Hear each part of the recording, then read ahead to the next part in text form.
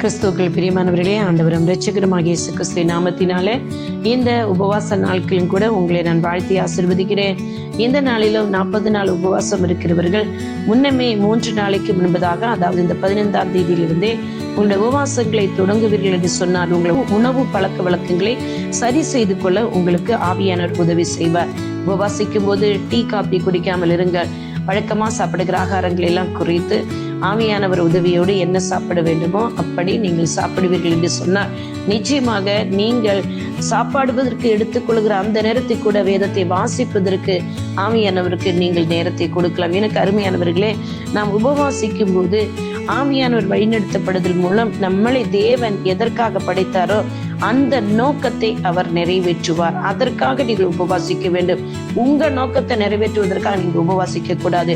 ஆவியானவர் உங்களை எதற்காக இந்த பூமியில் வைத்திருக்கிறாரோ அந்த நோக்கத்தை நிறைவேற்றுவதற்காக நீங்கள் ஆவியானவர் உதவியோடு நீங்கள் இந்த நாட்கள் உபவாசம் பண்ணி ஜெபத்திலும் வேத வாசிப்பில் இருப்பீர்கள் என்றால் நிச்சயமாக வேதத்தில் வாசிக்கிறோம். மத்தேயு 4ஆம் அதிகாரம் 1ஆம் வசனத்தில், பின்னர் இயேசு பிசாசினால் சோதிக்கப்படுவதற்காக ஆவியானவரால் வனாந்திரத்துக்கு அழைத்து செல்லப்பட்டார். 40 பகலும் 40 இரவும் உபவாசம் இருந்த பிறகு ஒரு பசியா இருந்தார். எனக்கு அருமையானவர்களே, இயேசு கிறிஸ்து ஆவியானவர் உதவியோடு தான் உபவாசம் பண்ணியிருக்கிறார். ஆனால் அங்கே பிசாசினால் அவர் சோதிக்கப்பட்டிருக்கிறார். ஆனா அவர் அதை மேற்கொண்டு விட்டார். அப்பால போய் சாத்தானே என்று சொல்லி உன் தேவனை கர்த்தரை பரீட்சைப்பாராதே என்று சொன்னார்.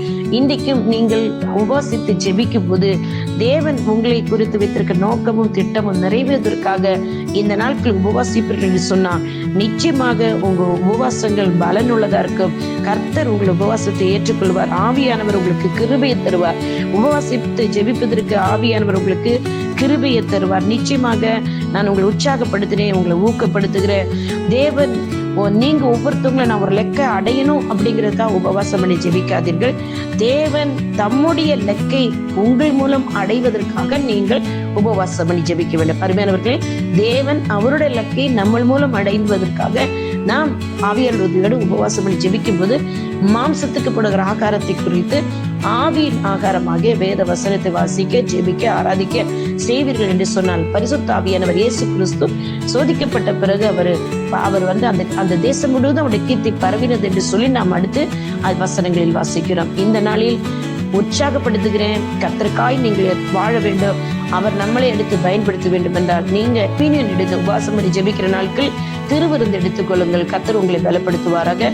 நீங்க நிச்சயமா உபவாசம் பண்ணி ஜெபிக்கும் பொழுது இந்த முறை நீங்க உபவாசம் பண்ணி ஜெபிக்கும் நிறைய ஆசீர்வாதங்களை காண்பீர்கள்.